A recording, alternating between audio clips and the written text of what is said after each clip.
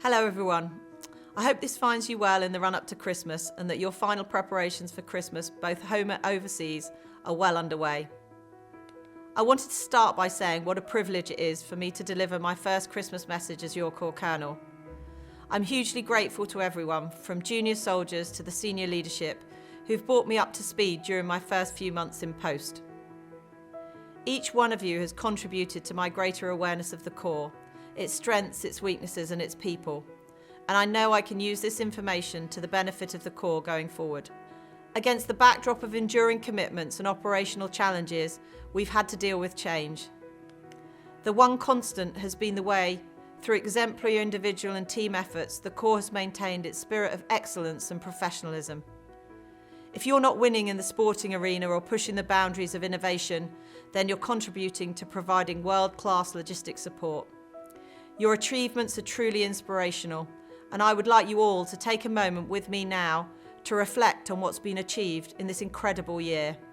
The way you've engaged your entrepreneurial spirit to innovate and adapt to the enormous complexity of the operations and exercise you have supported this year, from building our partnering relationships with NATO allies on OPCA Brit, OP Linotyper and Exercise Steadfast Defender, to delivering humanitarian aid to Gaza on OP Underhill.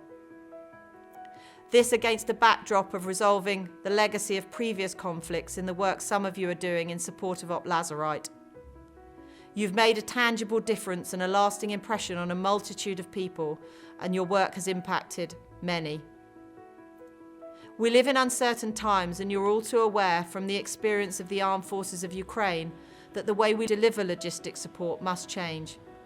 You've been part of that ongoing change process through your participation in NATO exercises, your contribution to OP Interlink.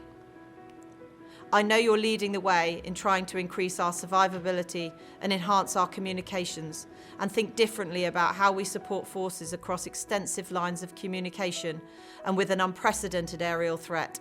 This innovation transforms the Corps from one which simply sustains into a force multiplier. I'll make a special mention of a specific cohort. None of what the Corps achieved this year would have been possible without the sterling efforts of our junior leaders. I can speak on behalf of the whole Corps when I say we are immensely proud of our young officers and junior NCOs who are operating at reach in isolated locations, doing incredible work. Your leadership is making a difference, and you should be proud of yourselves and stand tall when you speak to your families this Christmas. Your drive to be the very best is equally apparent on the sports field. There are few sports where the Corps isn't on the podium or commanding vitally important management roles at Army, combined or national level. The Corps achieved an almost embarrassment of riches at the Army Sports Awards. Best regular unit, best reserve unit and runners-up and third places in those categories. Sportsman of the Year, Best Official of the Year. The Corps bragging rights go on. And more recently, the military skills competition provided an opportunity for members of the Corps, both old and new, to prove their mettle. If you ever wanted a better demonstration of grit and winning spirit, it was on show at Leconfield in October.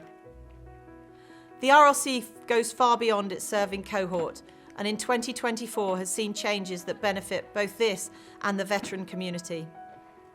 In October, the RLC Association Trust successfully transferred its operation to the RLC Charity, which is now established as a charitable, incorporated organisation.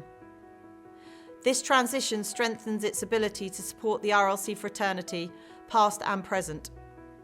It ensures that the charity is better equipped to grow its investments to meet future challenges and focus more resources on delivering valued support where it is needed, such as welfare of RLC soldiers, officers, veterans and their families. I must also mention the RLC Museum's contribution to showcasing the Corps in 2024. The restoration of Field Marshal Montgomery's Rolls-Royce by Richard Hammond's Smallest Cog Workshop and its participation in Normandy 80 events attracted national media attention. The repatriation of the World War II Crispy Duck and its groundbreaking Rations for Two military maternity exhibition also thrust it and the Corps into the limelight.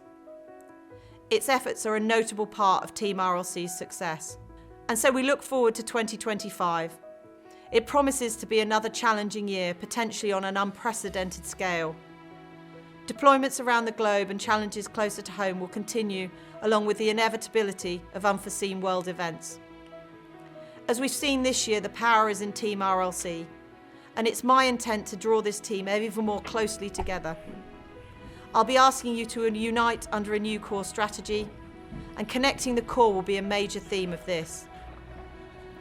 I know our extended serving family, the 40% of you detached across defence, often feel cut off, and we can do much better in staying in touch with our veteran community too.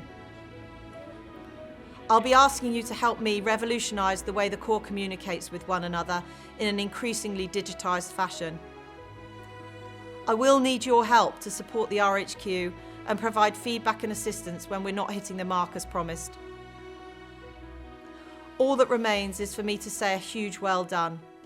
I'm immensely proud to serve in this fantastic Corps family, and I wish you all, the whole RLC community, a safe and happy Christmas and a prosperous new year, and I look forward to ever greater collective success in 2025. Thank you all for listening, and Merry Christmas to everyone.